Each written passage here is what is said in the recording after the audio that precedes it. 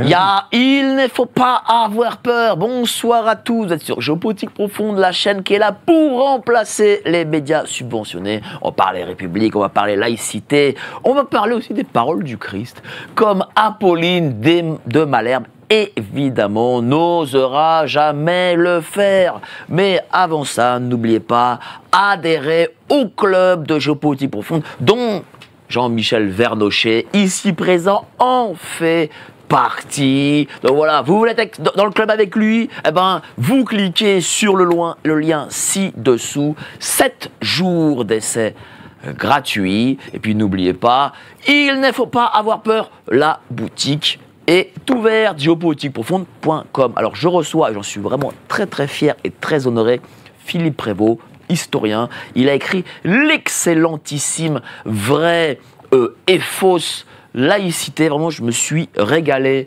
aux éditions d'Action Française, bien sûr. Là, je parle d'éditeur, édition Action Française, hein, qu'on aime beaucoup ici chez nous. Je me suis vraiment régalé, cher Philippe Prévost. Eh bien, je suis très content. Mais je vous avoue une chose, vous parlez de vraie et fausse laïcité. La laïcité, est-ce que c'est pas un ensemble? Est-ce que, en effet, on peut dissocier la laïcité? Ben, bien sûr, il y a laïcité et laïcité. Il y a la laïcité du Christ, qui me semble la vraie laïcité, moi, et puis il y a la laïcité telle qu'on la conçoit aujourd'hui. La laïcité à la française.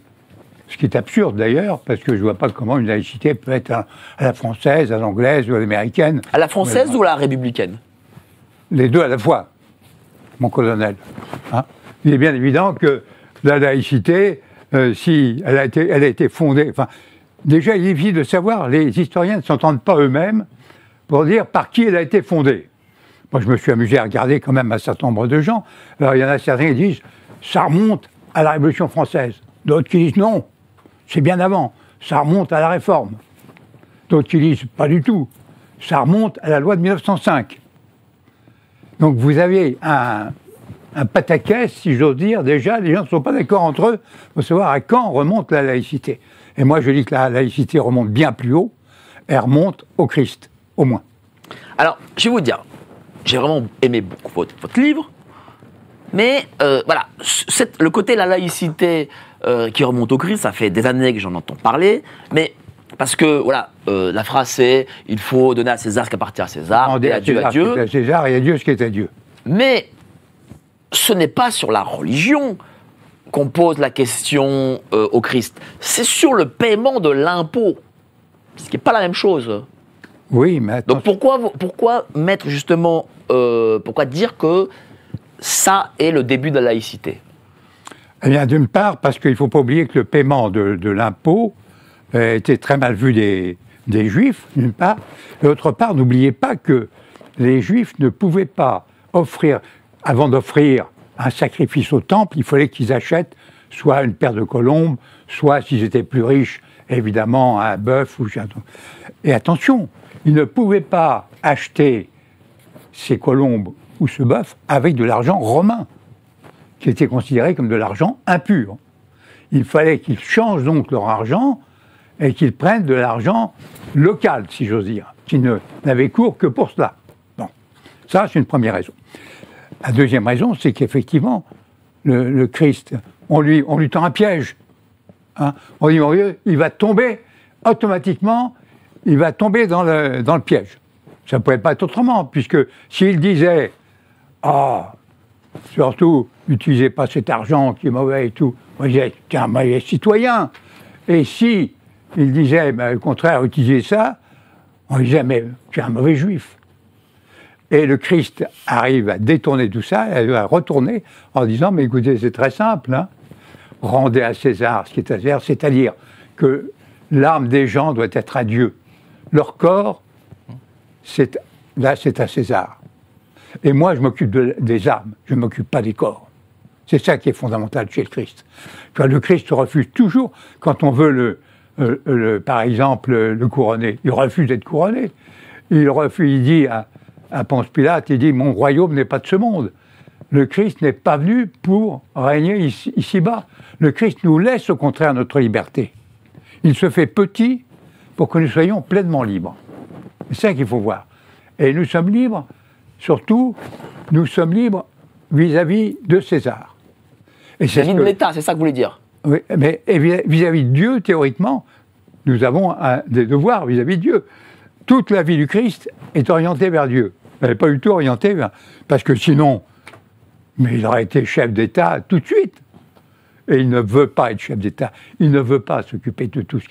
Rappelez-vous ce qui s'est passé lorsque un jeune homme vient le trouver et lui dit « Maître, vous qui êtes vraiment extraordinaire, est-ce que vous pouvez dire à mon frère de partager les biens d'héritage de nos parents avec moi ?» Et le Christ rabot en lui disant « Mais tu crois que je suis descendu pour ça, que je suis venu pour ça, moi ? Pour arranger vos petites affaires personnelles ? Mais j'en ai rien à foutre. » Il ne dit pas ça tout à fait comme ça, c'est moi qui ai... mais c'est ça, hein, la réalité. Le Christ est là, il dit, moi, ce qui compte, et ce que je vous enseigne, c'est d'être tourné vers Dieu. Le reste, ça vous sera donné par surcroît. Alors, on va continuer cette discussion, mais avant ça, je vais présenter nos amis autour du plateau. Jean-Michel Vernochet, que vous aimez tous, et qui a écrit ce mois-ci « La guerre terroriste éternelle ». Comment ça va, cher Jean-Michel? Depuis la soirée, tiens. Quand je suis là, je suis bien. Quand j'écoute Philippe, avec une certaine élévation spirituelle. Mais, cher Jean-Michel, c'est vous qui m'avez conseillé Philippe Prévost pour ce soir. Tiens, pourquoi me l'avez-vous conseillé?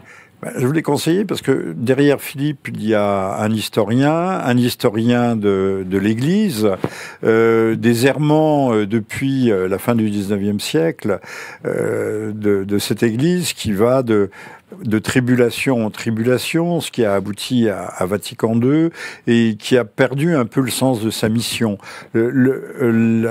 L'Église est écrasée par l'horizontalité de la croix et a perdu sa verticalité, en tout cas à mes yeux. Au moment même, il faut peut-être, cette émission vient à un point nommé où au moment où le Saint-Père, enfin le pape François est certainement en train de nous quitter, et je crois qu'il faut redonner un peu de cet esprit saint, de revivifier un peu nos rapports. Et je termine ici en disant que le livre de Philippe est extrêmement important parce qu'il retrace l'histoire du conflit entre le pouvoir spirituel et le pouvoir temporel. C'est vrai. Merci beaucoup, cher Jean-Michel. Et à votre droite, Patrick Pazin, éditeur devant l'Éternel. Comment ça va, cher Patrick? Très bien, merci. D'ailleurs, j'en profite pour remercier toute l'équipe de Géopolitique Profonde pour la soirée de samedi. Et puis, évidemment, toutes les personnes qui sont venues témoigner leur sympathie, leur amitié. Enfin, ça, c'est vraiment très agréable. Donc merci pour votre générosité. Alors maintenant, sur cette question de laïcité, alors je trouve déjà c'est très bien de faire un sujet sur la laïcité parce qu'en fait, pour moi, c'est une façon je veux dire que nos maîtres ont de jeter un os pour que les chiens se battent entre eux. C'est-à-dire qu'il suffit d'employer le mot laïcité. Alors tout de suite, est-ce que moi je suis contre le port du voile, pour le port du voile tu vas pouvoir le développer. Oui, bien sûr. Juste après, voilà, on aura 1 heure pour ça. Merci à toi, cher Patrick. La République, cher Philippe, c'est un anticléricalisme. Donc j'imagine que, en réalité, si on doit dater la laïcité, c'est 1789. Non, la laïcité, pour la dater, la vraie laïcité, moi je la date du Christ. Oui, mais alors, la vraie laïcité, oui, je suis d'accord. Mais je parle de la laïcité. Qu'est-ce que c'est que la vraie laïcité? Ou la fausse laïcité, si vous voulez. La vraie laïcité, c'est un équilibre entre le pouvoir temporel et le pouvoir spirituel. Il y a une séparation entre les deux, il n'y a pas une opposition. Au contraire, la fausse laïcité, qu'est-ce que c'est? Ça peut être aussi bien sur le plan ecclésial, sur le plan religieux, quand la religion prétend s'imposer aux politiques, comme ça a été le cas souvent au Moyen-Âge. Il faut le reconnaître quand même. Et c'est aussi une fausse laïcité dans la mesure, c'est-à-dire où vous avez un essai de théocratie, mais vous avez aussi, parallèlement, et actuellement depuis la Révolution française, vous avez un essai dans lequel c'est le pouvoir politique, c'est le politique qui s'empare du religieux, qui essaye de s'emparer du religieux.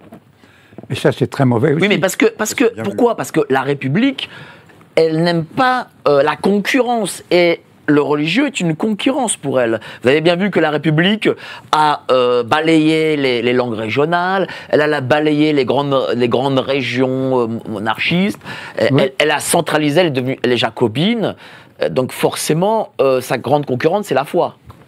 Oui, mais je crois que ça va un peu plus loin, parce que n'oubliez pas que déjà, sous l'Ancien Régime, la monarchie était quand même centralisatrice. On ne peut pas dire autre chose. Elle était moins que la République, évidemment, mais elle est quand même un peu centralisatrice. Mais la République, elle essaie de remplacer une religion par une autre. La religion catholique, évidemment, c'est une religion qui est très opposée, parce que c'est une religion qui a des dogmes. Et les républicains sont antidogmatiques. Il faut construire soi-même sa propre personnalité. Ce que dit Kant, hein, quand il parle en disant « qu'est-ce que les Lumières ?» Les Lumières, c'est de s'affranchir de tout ce qui est imposé. Est-ce que la laïcité... Je parle de la fausse. Voilà. Là, je veux vraiment parler de... Là, je veux sortir de la laïcité du Christ que vous définissez et vraiment parler de la laïcité républicaine. Oui. Est-ce que cette laïcité républicaine est devenue la religion de la République ? Ah, tout à fait. Tout à fait. La laïcité, d'ailleurs, elle est dans la Constitution elle a été dans la Constitution de la 4e République et elle est à l'article 1 de la Constitution de la 5e République. La France est une république laïque, en particulier. Donc c'est fondamental. C'est absolument fondamental. Reste à s'entendre sur le terme de laïcité, laïcité à la française, qui ne veut pas dire grand-chose. Mais, oui, mais lorsque je parle de religion, ce que vous confirmez, c'est pour imposer des valeurs. Aujourd'hui, quelles sont ces valeurs de cette fausse laïcité ? Vous savez, les valeurs de cette fausse laïcité, vous en avez un certain nombre, vous en avez beaucoup. Regardez l'égalité, la liberté, l'égalité, la fraternité, tout ça, ce sont des fausses valeurs. Enfin, écoutez, il suffit de regarder les choses telles qu'elles sont. C'est absolument, c'est lamentable, quoi. On est vraiment à l'opposé, quoi. Absolument à l'opposé. Et quand on vous dit, il faut que l'État, ou comme Kant disait, il faut que l'individu soit autonome, c'est-à-dire indépendant, que c'est lui-même qui construit sa personnalité. Est-ce que vous croyez que les Français construisent leur personnalité ? Regardez le bourrage de crâne qu'on nous fait quotidiennement, sur le plan politique. Enfin, il y a quelque chose d'extraordinaire. Vous avez la presse qui devrait normalement être une presse libre. Ça devrait discuter et tout. Or, tous les journaux, quel que soit le titre, quelle que soit la coloration ou la vague coloration, tous les journaux vous racontent grosso modo la même chose. C'est normal. Ils sont tous subventionnés. Donc, ils sont obligés de raconter le même. Vous n'avez même plus de discussion en France souvent sur les sujets. Vous avez parlé d'opposer pour liberté, égalité, fraternité. Est-ce que ça signifie qu'aussi cette fausse laïcité et la République, par conséquent, impose l'inversion des valeurs ? Moi, je le vois, je vais vous dire une chose. Je vais ouvrir une parenthèse avec, par exemple, l'exigence de la République, aujourd'hui, en 2025, à nos enfants de changer de sexe, d'être des garçons, de devenir des filles, par exemple. Est-ce que c'est l'imposition des valeurs ? Ben oui, c'est scandaleux. On est vraiment dans le... C'est la République du vice. Il suffisait de regarder, d'ailleurs, l'ouverture des Jeux Olympiques. Sans aller plus loin que ça, vous avez ce qu'est la République actuellement, quoi. C'est véritablement... Vous avez la nature des choses. Hein. Aristote, saint Thomas défendaient la nature des choses. Eh bien, on va véritablement à l'encontre de la nature. On veut absolument casser ce qui a été créé par Dieu. Justement, ça vous a choqué, cette cérémonie des Jeux Olympiques ? C'était tout ce qu'il y a de plus choquant. De voir déjà Marie-Antoinette dans sa tête, c'est déjà pas réjouissant. Et en plus, vous avez la scène du Christ qui est parodiée par une grosse mémère qui est là, avec entourée de diablotins ou je ne sais pas trop quoi. Enfin, c'était lamentable. Dire, vous savez que vous avez beaucoup de pays, dont des pays musulmans, qui ont coupé la scène, tellement ils ont été scandalisés. Car les pays musulmans, il faut quand même le rappeler, les musulmans croient dans le Christ, ils croient dans la Vierge Marie. Et pour eux, c'est un prophète. C'est un très grand prophète. Beaucoup plus grand même que Mahomet. Hein? Eh bien, c'est le Messie. C'est le Messie pour les musulmans. Oui. C'est pas le Mahdi, mais c'est le Messie. Oui. Mais ils ont un respect formidable. Quand ils voient ça, mais ils sont... Et quand les gens du tiers-monde, ce qu'on appelle le tiers-monde, qui est maintenant en train de nous rattraper d'ailleurs, je vous le signale, mais quand ces gens-là voient ça, comment voulez-vous qu'il y ait du respect pour nous? Mais c'est pas possible. Mais lorsque vous voyez vos compatriotes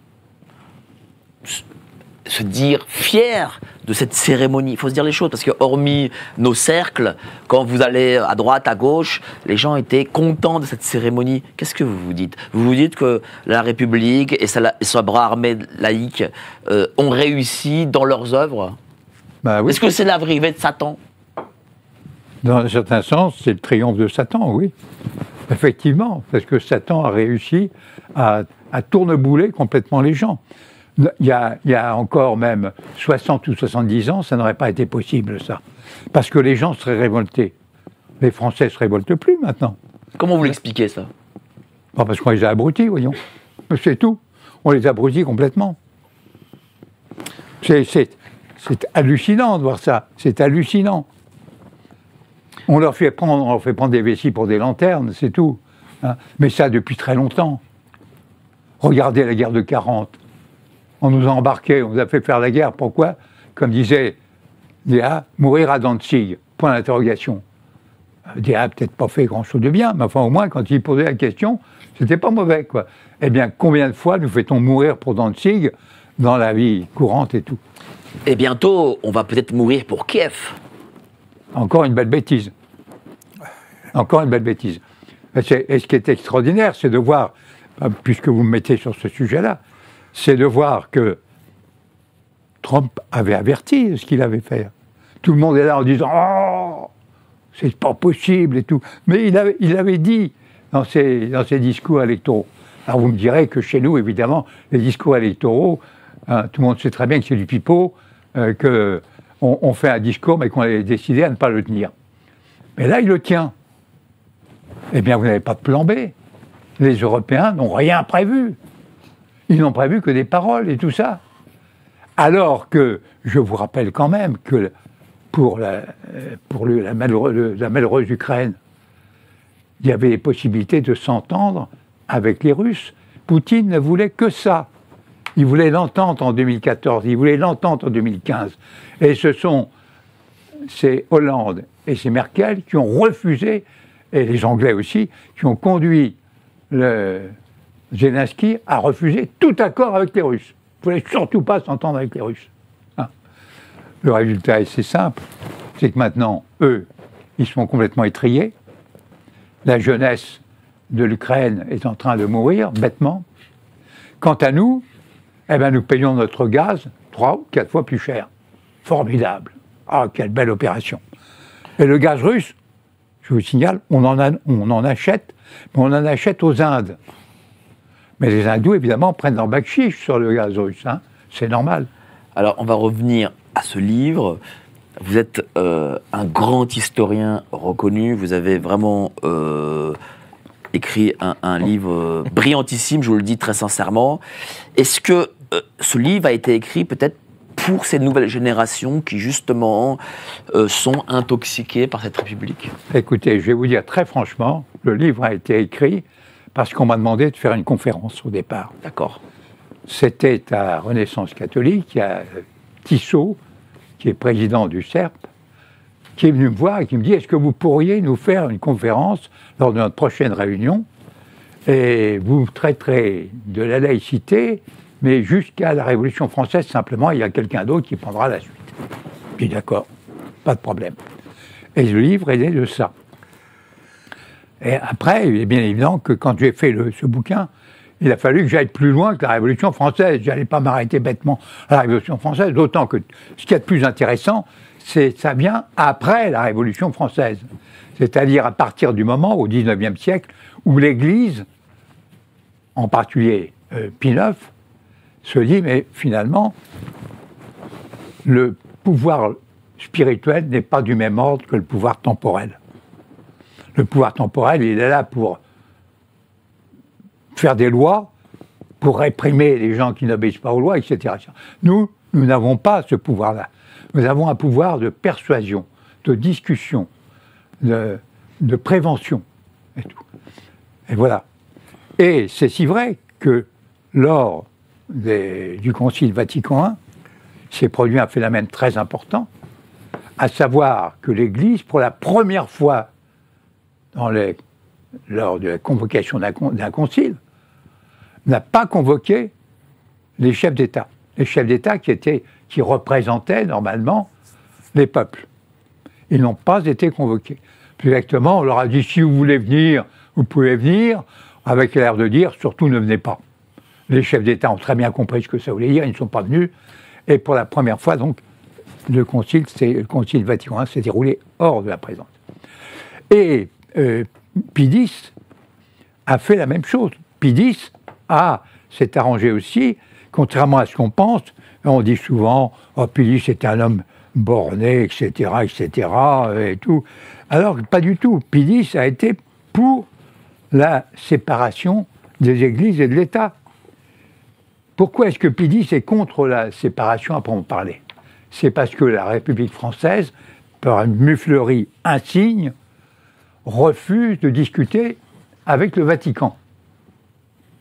En 1904-1905, la rupture du Concordat se fait sans accord avec le Vatican. C'est là-dessus que Pie X proteste. Mais sans ça, il est ravi, absolument ravi. D'ailleurs, il le dit à certains évêques, en particulier à Monseigneur Le Nordez, qu'il avait convoqué. Le Saint-Père en vint à parler de la séparation, laquelle en France paraissait poindre à l'horizon politique et religieux. Je redoutais l'échéance et je ne cachais pas mes craintes à mon auguste interlocuteur. « Oh, me répondit vivement le pape, la séparation sera une très bonne chose. L'Église sera plus libre et, par conséquent, plus forte. » J'en fais l'aveu, ces paroles me causèrent une surprise profonde et vive, et je ne dissimulais pas au Saint-Père. Oui, mais elle ne s'est pas faite de cette manière, pour le coup. Elle s'est faite, par exemple, avec les églises, les cathédrales, etc., d'avant 1905, propriété de l'État. Oui, mais pourquoi? Bah, dites-le nous. Eh bien, c'est parce que, tout simplement, Pie X a refusé, puisqu'il a dit « Vous n'avez pas voulu discuter avec moi ?» Eh bien, moi, je refuse que les catholiques fassent les cultuels. Car les catholiques, normalement, comme les protestants, comme les juifs, avaient un an à partir du vote de la loi. La loi est votée, je crois, le 10 décembre 1905. Les religions ont un an pour constituer les cultuels. Au bout du compte, les catholiques, sur ordre du pape, n'ont pas constitué les cultuels. Alors que faire? Là, les catholiques ont été floués, du coup. Ben, ça a été une très bonne opération. Parce que, effectivement, il y a certaines choses qui sont parties. Par exemple, vous êtes à Paris, vous connaissez tous la place Saint-Sulpice, ouais. Avec, en particulier, le grand bâtiment des impôts, hein, le centre des impôts de tout le secteur ouest. Qu'est-ce que c'était que ça? C'était le séminaire Saint-Sulpice, ni plus ni moins. Hein. Alors, l'État a récupéré ça. Il a récupéré, par exemple, un certain nombre d'évêchés ou d'archevêchés qui sont devenus... Ah oui, il a récupéré du foncier. Le demeure, oui, la demeure de... Mais que faire des églises et des cathédrales, hein? Vous ne pouvez pas mettre là-dedans, quand même, moi, je ne sais pas, le centre des impôts de Perpignan, ou le centre des impôts de je ne sais pas trop quoi, ou bien telle administration ou telle autre. Donc, en 1908, Briand, en voyant ça, a fait voter une loi obligeant les municipalités à entretenir les églises, et les cathédrales seront entretenues par l'État. C'est pour ça que quand Notre-Dame a brûlé, c'est l'État qui a dû voir pour la... C'est pas l'État pour Notre-Dame, c'est nous les Français qui avons payé, et l'État a pris 20% de TVA dessus, parce que l'État n'a pas mis un centime pour le coup pour Notre-Dame, il faut quand même le dire. Parce que Notre-Dame, c'était tellement c'était tellement extraordinaire, évidemment, mais vous avez eu une église à Nantes, enfin une cathédrale à Nantes qui a brûlé. C'est un étranger qui l'a fait brûler. Là, c'est l'État qui est obligé de payer. Oui, mais en contrepartie, ils ont pris, comme vous l'avez dit, des centaines de milliers de mètres carrés de foncier qui aujourd'hui valent des fortunes, et l'État a fait une belle opération immobilière dessus. Et d'ailleurs, il faut pas dire... aussi belle que celle de 1789. Oui, bon, bah... Alors là, c'est une autre belle aussi quand même. Et parce qu'il faut dire aussi, et c'est là où je suis très content que votre livre a été paru, parce qu'il faut... pour utiliser les termes d'aujourd'hui, débunker un peu ce qu'est la laïcité, parce que c'est écrit, oui, mais parce que l'État garantit les cultes, les machins, tout le tralala. Les cultes étaient garantis bien avant la loi de la laïcité, il faut le dire. Ah oui, tout à fait. Il a pris un certain nombre de mesures, c'est-à-dire qu'il garantit l'exercice des cultes dans la mesure, comme dit la Déclaration des droits de l'homme, l'article 10, c'est dans la mesure où l'exercice de ces cultes respecte l'ordre public. N'oubliez jamais. Mais ça a été avant la 1905. Voilà, toujours été bien avant 1905, évidemment, c'est 1789. Ah voilà. Bon. Et même avant 1789. Et il exige aussi, évidemment, qu'il ne salarie plus les cultes, ce qui, évidemment, est une véritable... C'est léger les catholiques. À la limite, les protestants et les juifs n'ont rien perdu en 1789. Mais les catholiques ont tout perdu. Et il ne faut pas oublier que Bonaparte a admis que le culte soit rétribué, que les ministres du culte soient rétribués, en compensation du fait qu'on s'est emparé de tous leurs biens. Hein? Et maintenant... Il faut le redire. Alors, dernière question avant qu'il y ait le grand débat, enfin, la grande discussion plutôt avec nos amis qui sont ici autour de la table. La laïcité et la République s'est attaquée au catholicisme. Quelle est la prochaine religion? Est-ce qu'elle va s'attaquer à l'islam, par exemple? Ou elle s'attaque déjà à l'islam? Elle s'attaque déjà à l'islam. Il ne faut pas oublier quand même que la religion catholique, surtout après le Concile Vatican II, est devenue pratiquement inodore, incolore et sans saveur. Malheureusement, d'ailleurs. Bon. Et pour les partisans de la laïcité à la française, c'était idéal. Jusqu'au jour où 3 gamines, à Creil, décident de conserver leur voile. Alors là, c'est la catastrophe dans l'Orderneau. C'est impossible et tout. Et à partir du voile de Creil, en soi, l'histoire est mineure, c'est rien du tout. Vous avez 3 gamines qui conservent leur voile, le proviseur qui refuse et qui leur dit « Mesdemoiselles, il faut ou bien vous enlever le voile, ou bien vous retournez chez vous », en soi, c'est une histoire de rien du tout. Mais ça va prendre une importance symbolique. D'autant plus que, il ne faut pas oublier qu'après la parution du fameux livre, vous savez, « Les territoires perdus de la République », Chirac va essayer il va réunir une commission, la commission Stasi, pour essayer de définir un peu la laïcité, enfin, ce qu'elle exige, au moins. Parce qu'il ne faut pas non plus tomber dans le ridicule. Et ceux qui vont l'emporter, ça va être les plus durs. Les plus durs de la laïcité. Les plus durs de la laïcité. D'accord. Et il va y avoir des lois, les lois de 1904, qui vont interdire le voile, tout signe religieux important, apparent à l'école. Donc, ils vont interdire le voile et on va aussi interdire le fait que les femmes se couvrent le visage jusqu'au milieu du visage. Bon. Et en 2023, nouvelle loi contre la baya. La baya, c'est ça. Je cherchais le mot, je m'excuse. Donc, actuellement, la religion musulmane est prise, puisqu'ils n'ont plus à se mettre sous la dent la religion catholique, puisque la religion catholique a pratiquement capitulé sur tout. Donc, ils se retournent contre les musulmans.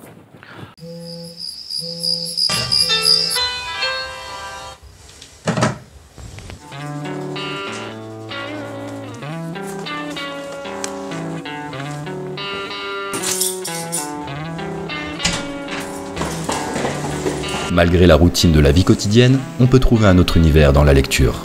Un livre est une amitié, comme disait Proust. Il nous accompagne partout et nous transporte plus loin que nous pouvions espérer. Ça semble un peu cliché dit comme ça, mais oui, la lecture change la vie. C'est pourquoi avec Géopolitique Profonde, on vous propose notre revue mensuelle. En plus d'avoir les meilleures expertises sur les sujets essentiels de notre société, il y a aussi des solutions financières pour s'émanciper du système. On essaie de changer la vie de ceux qui nous lisent, intellectuellement comme matériellement. Quand les intérêts rencontrent la sympathie, c'est souvent une nouvelle amitié qui commence. Car on n'est pas là pour vous raconter des histoires, mais pour vous aider à écrire la vôtre.